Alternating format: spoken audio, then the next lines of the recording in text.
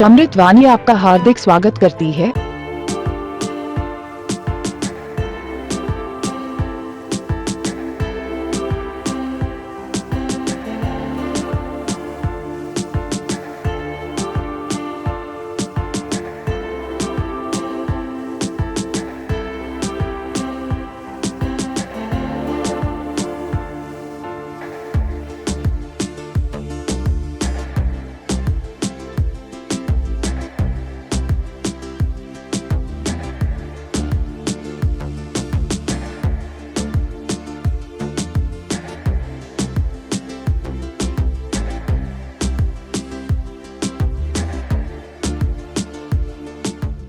वयसावि एगे बुइया कुपंति मानवा।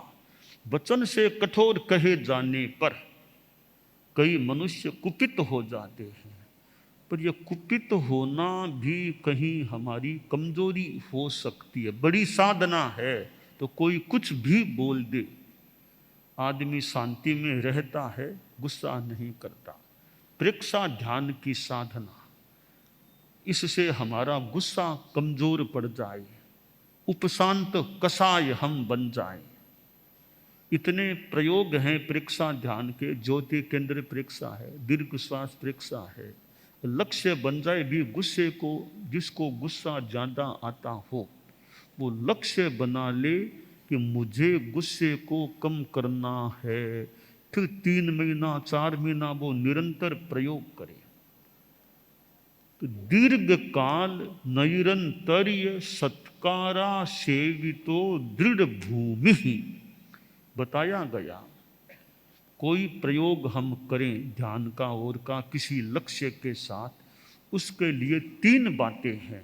प्रयोग सफल होने की संभावना को पाने के लिए 3 शर्तें हैं, 3 बातें हैं। पहली बात है कि प्रयोग करो वो दीर्घ काल तक करो, यानी 3 महीना 4 महीना जो अवधि, तब तक प्रयोग को चलाओ। ऐसा नहीं 5 दिन किया और छोड़ दिया। दीर्घ काल तक प्रयोग करो, यह पहली बात। दूसरी बात, निरंतर्य कंटिन्यूअसली। ऐसा नहीं आज किया 2 दिन छोड़ दिया, फिर किया, फिर 1 दिन छोड़ दिया, बीच में यूं गैप मत दो, निरंतरता रखो। ये निरंतरता 3-4 महीना जो आपकी अवधि है वो निरंतरता से प्रयोग करें, दूसरी बात। तीसरी बात है सत्कारा सेवितो। उस प्रयोग के साथ आपकी मानसिकता जुड़नी चाहिए, उसके प्रति सत्कार की भावना, आदर की भावना होगी। यह प्रयोग मैं करूं, आदर की भावना से करेंगे, वो भी अपेक्षित है। तो गुस्सा आता है हमें, मान लो किसी को भी ज़्यादा है, उसको हमें कम करना है। उसके प्रयास के रूप में कोई प्रयोग किसी को, जानकार को पूछ करके स्वीकार करें। जैसे हमारे ज्योति केंद्र प्रेक्षा है, दीर्घ श्वास है, कोई अनुप्रेक्षा है, कोई आगम का सुक्त लेकर के उस पर ध्यान करना है, पाठ करना है, तो वो प्रयोग करो तो दीर्घ काल तक करो, निरंतर करो और सत्कार की भावना से करो, श्रद्धा सम्मान की भावना से करो।